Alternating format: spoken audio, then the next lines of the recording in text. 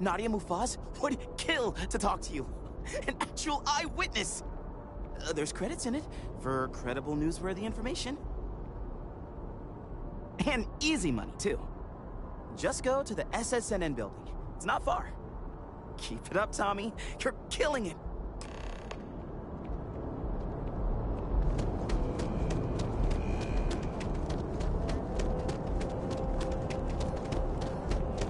You will be scanned as you enter the city.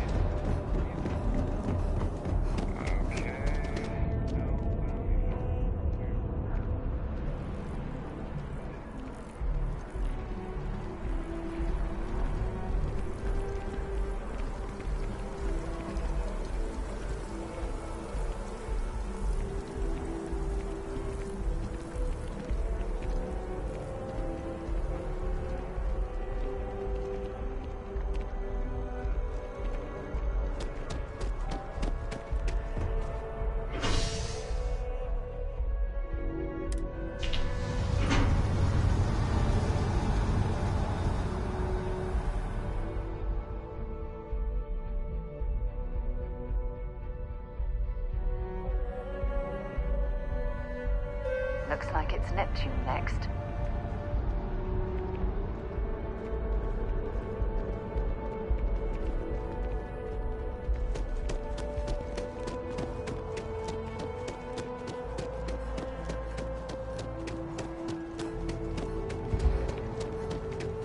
Keep it moving.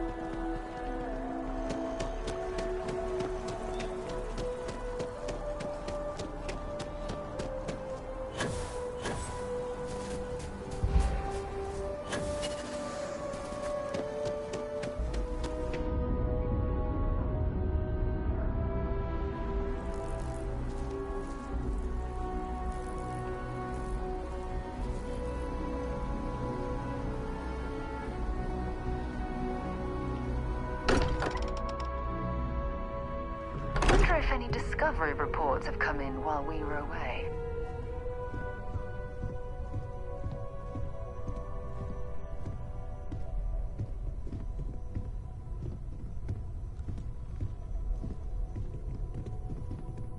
Your father dropped by. He left a note for you. Here.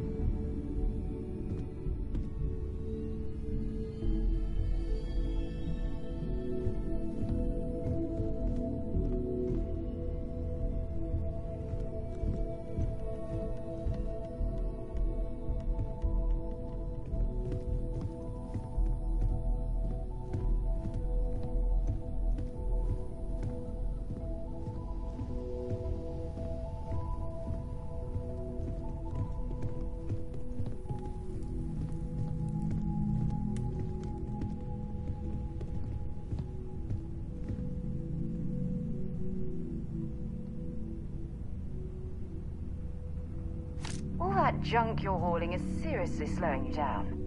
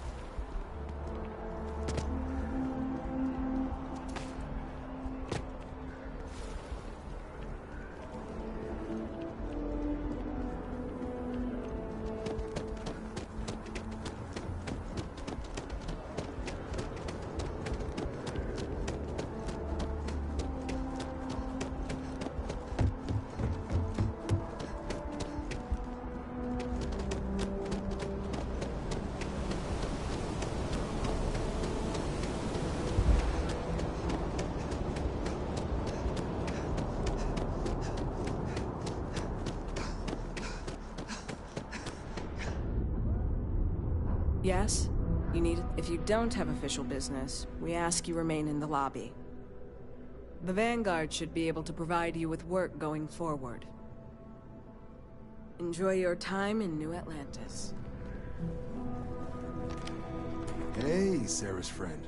You come to enlist at long last? Start earning your stripes with the Vanguard? Well, all right. Take the elevator down to the Vanguard Orientation Hall. You can get started at any of the registration terminals. The system will walk you through the rest. And if you've got any questions, I'm happy to answer them.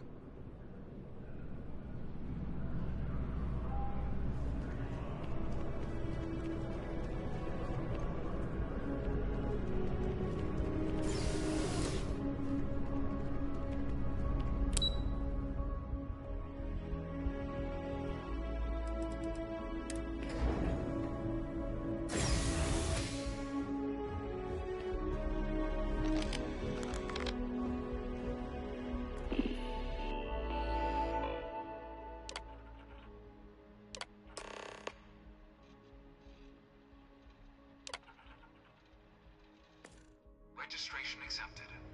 You may now proceed through the historical displays in the orientation hall, or continue on to the examination.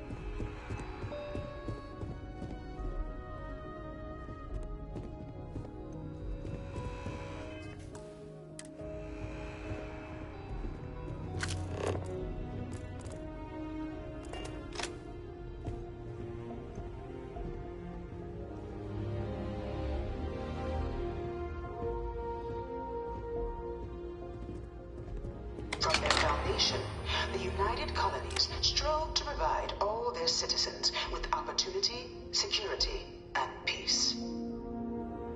But there were those among the UC that still wanted something more: independence. So in 2161, the UC issued the Centaurus Proclamation, granting UC citizens the right to settle distant worlds and form their own sovereign powers. It wasn't long before the first new faction, the Free Star Collective, was formally organized in 2188, later followed by House Maroon, revealing themselves to the universe in 2230. The result of the Centaurus proclamation has always left me torn. The Free Star Collective was initially founded in 2188, when the citizens of Aquila banded together with the Pleasure City of Neon in mutual defense. But in 2194, after the deployment of a UC medical star station in orbit around their world, the citizens of Narion also requested to join the collective. The resulting rise in tensions between the Free Star Collective and UC culminated in the settled system's first intergalactic conflict, the Narion War. Despite a decisive victory by the UC, the colonies permitted the citizens of Narion to join the collective, forming the basis for the fiercely independent union that persists to this day. It was only in 2230 that the faction known as House Varoon first made contact with the rest of the settled systems. Founded by the passengers of a colony ship that had left New Atlantis and disappeared 4 decades earlier, House Varoon was a faction unlike any other.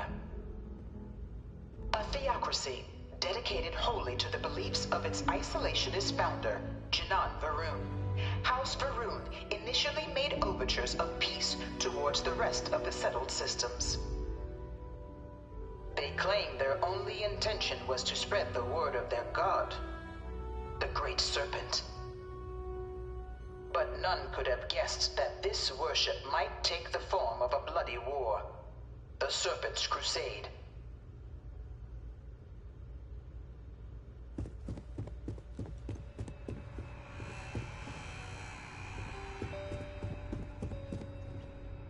In 2150, humanity learned the Earth's magnetosphere would collapse sometime in the next half-century, eliminating all life on the planet.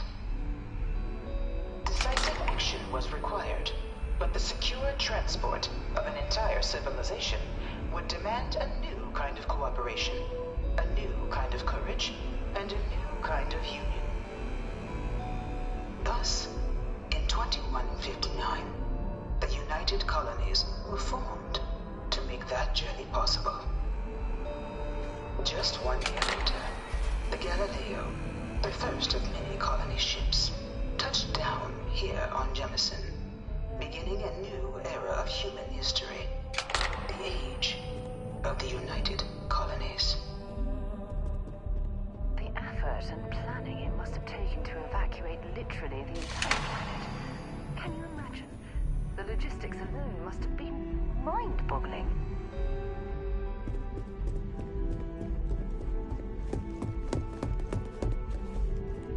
Beginning in 2240, House Varun forces declared all-out war on the rest of human civilization, initiating the Serpent's Crusade.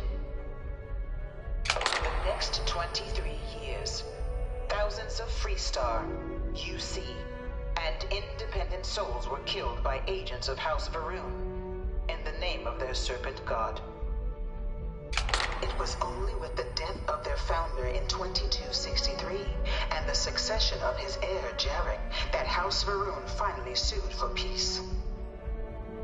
There remained, however, select members of House Varun who refused to recognize the cessation of hostilities their leaders established. Even after House Varun's mysterious disappearance, these zealots remain a threat to all who encounter them. Their pacification, a goal of all space.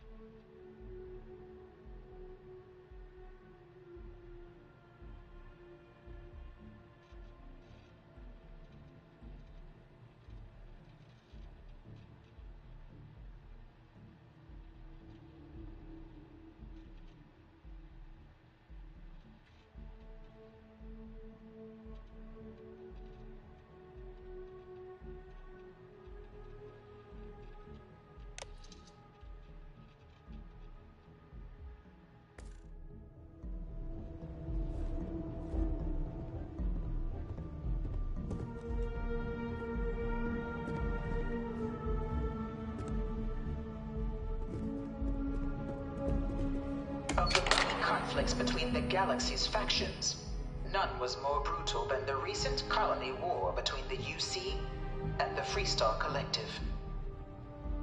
Set off by the unauthorized Freestar colonization of Vesta's Pride in 2308, a direct violation of the Nerion Treaty, the colony war spread quickly across the galaxy.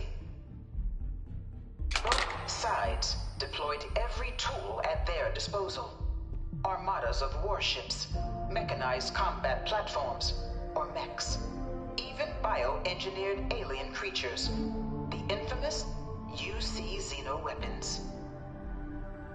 It was only in 2311 at the Battle of Cheyenne that the scales finally tipped. The Freestar Collective, utilizing their civilian fleet as a human shield, successfully crippled the superior United Colonies Navy. After their shocking victory against the galaxy's greatest navy, the Freestar Collective offered terms of peace, which the colonies, out of an interest in staving off any further human costs, accepted. The galaxy has been rebuilding ever since.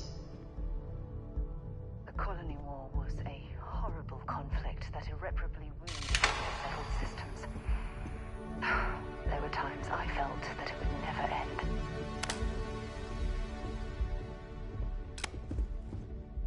Few settled worlds were left untouched by the colony war.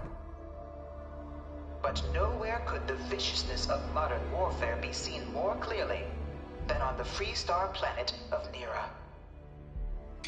Initially occupied by invading United Colonies forces as a forward operating position, repeated attempts to take and retake the planet by collective forces led only to devastation.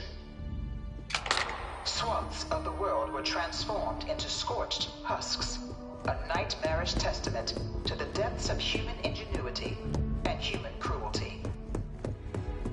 And today, Nera remains a continuing reminder to the horrors of unfettered war.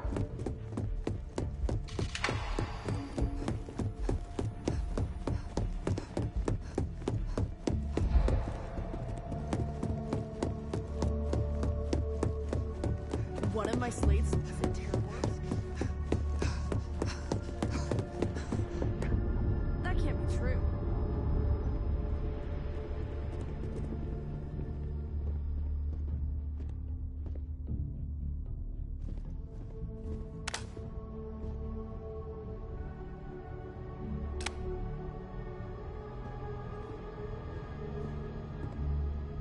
I really hope this is just a phase.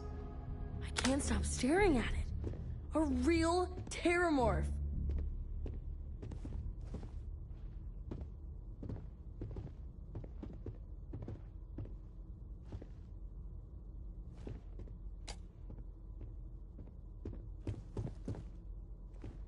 This thing's like an artist's rendition, right? No animal can be this ugly in real life.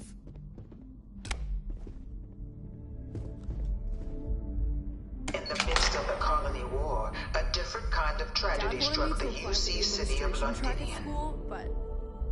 A newly constructed but critical supply center for the United Colonies' war effort, Londinian found itself overrun by one of the galaxy's most mysterious predators, the Terramorph.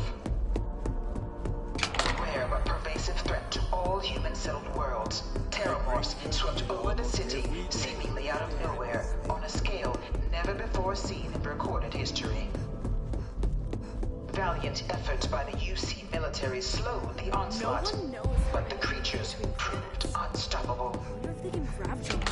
Ultimately, the decision was made to destroy the Londinian spaceport, sealing off the city, the outbreak, Gave it and over its to the citizenry state. from the galaxy One of at these murals large. said he was executed after the war. The tragedy of Might have gotten Londinian off is too mourned light. by the UC to this day.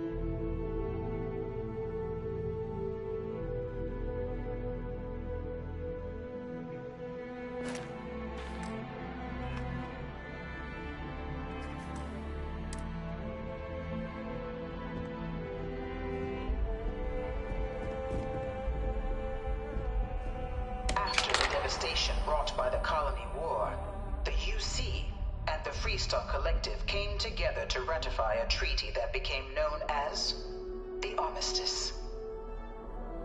Both sides agreed to a vast reduction in standing forces, and that xeno-weapons and mech warfare would be outlawed.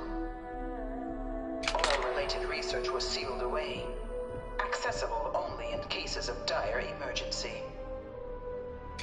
But the Collective had another demand, that the active commanders of the UC military stand trial for their actions.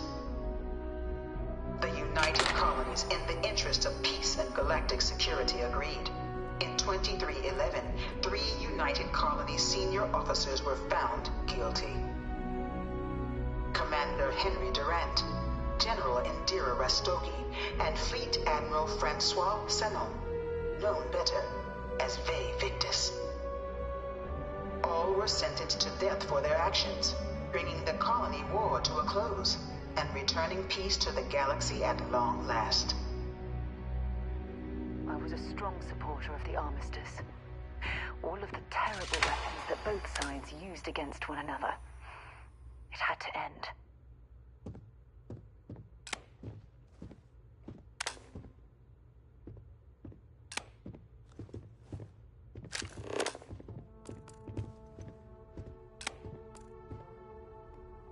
Hope you've calibrated that thing.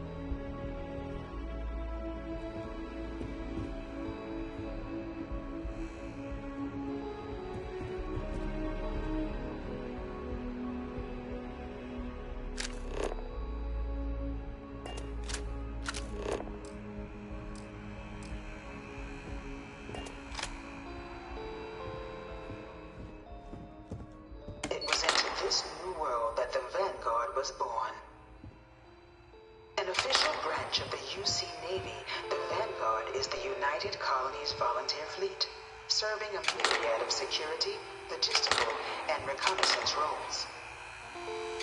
And after a sufficient length of service, UC citizenship is guaranteed to every Vanguard member. Open to all captains, regardless of origin, the Vanguard is leading the charge to protect and support the citizens of the United Colonies, wherever in the galaxy they may be.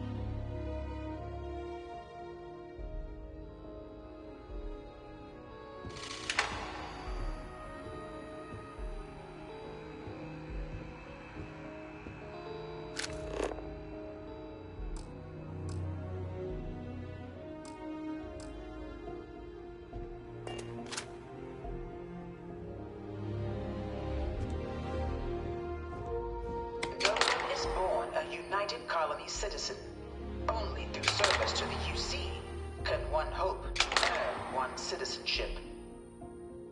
But the UC prides itself on taking care of its people. Cost of living controls mean citizens pay less than their foreign counterparts for needs big and small.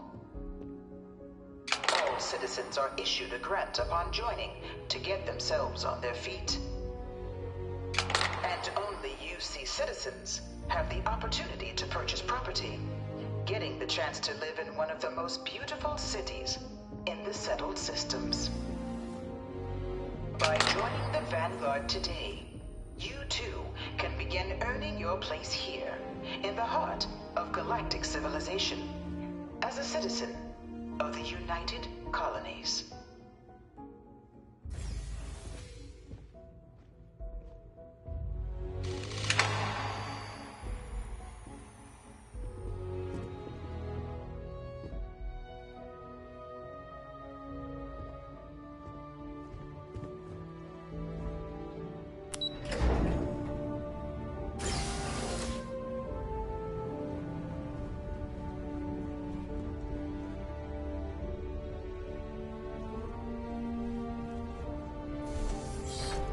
Welcome, applicant, to the piloting simulation chamber.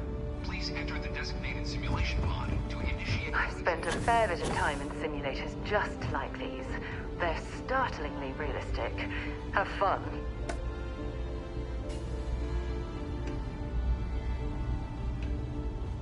Ah, you must be our new applicant. I'm Proctor Samuelson. The simulator's already been prepped. You can head in whenever you're ready. Of course, you'll be running through a high-realism combat flight simulation, engineered by members of the UC science staff, right here in Mast. Your task is to defeat at least 3 tiers of simulated opponents. Accomplish that, and you pass the exam, and can then proceed on to your probationary mission. However, if you defeat more than 3 tiers of enemies, your required enlistment time for citizenship will be reduced, and your enlistment bonus increased. But you're welcome to try as many times as you like before returning to Commander Tuala to proceed on to the next step in your application process. We'll only keep the highest score you manage to achieve in there. While I can't answer that question directly, I will say this. Due to the solitary nature of our work, resourcefulness is a critical tool in any Vanguard pilot's repertoire. You're permitted, even encouraged, to use whatever tool you're able to find in there.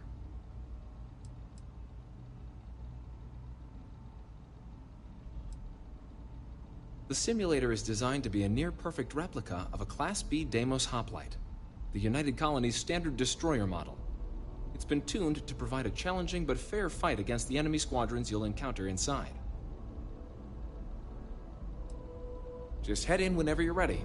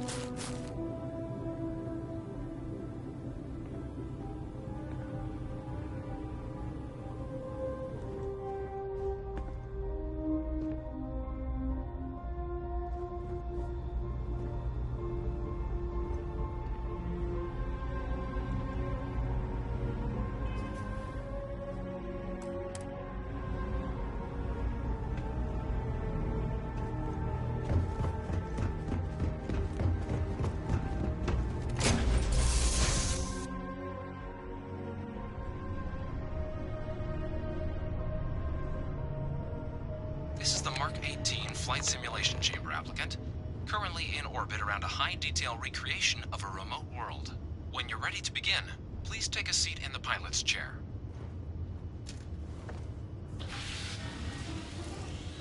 Your exam is simple. Defeat as many tiers of opponents as you can before your ship is disabled. You must defeat at least 3 tiers of opponents to pass the exam. Good hunting, applicant.